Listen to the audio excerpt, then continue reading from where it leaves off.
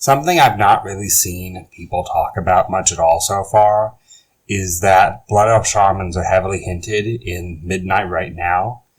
I know that unconventional shamans are something that were first kind of introduced in the Cataclysm expansion, first with goblins being able to be shamans due to contracts they make with the elementals to kind of trick them into like a false servitude, but it also showed some Blood Elf NPCs that were shaman, mainly with the Twilight Hammers cult, and there's a little bit of lore dropped in the Twilight Highland zone for them that they use kind of like elven rune stones and shadow magic to bind elementals with them to use their powers.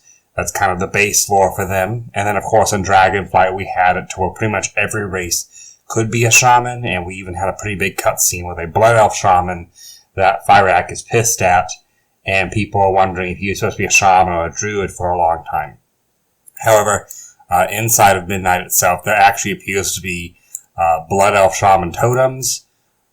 We can see our first kind of look, and it's this almost elven brazier with a giant orb of like pulsating, glowing fire with a little bit of molten rock in it. And it looks similar to other like actual like elven torches throughout the city and throughout the Eversong Woods. But what's interesting is that it's on a table with a bunch of other Horde totems, specifically High Mountain on the room that it's on. But the entire room is a Curiosities room that has other Shaman totems as well, like Volpera totems and a couple of like interesting tidbits here and there. So I do think it's kind of hinting at the Blood Elf Shaman Totem potential look, especially since it is a kind of orb of magic instead of a full-on fire. I think it's interesting at least. Does that mean we're going to get Blood Elf Shamans in Midnight?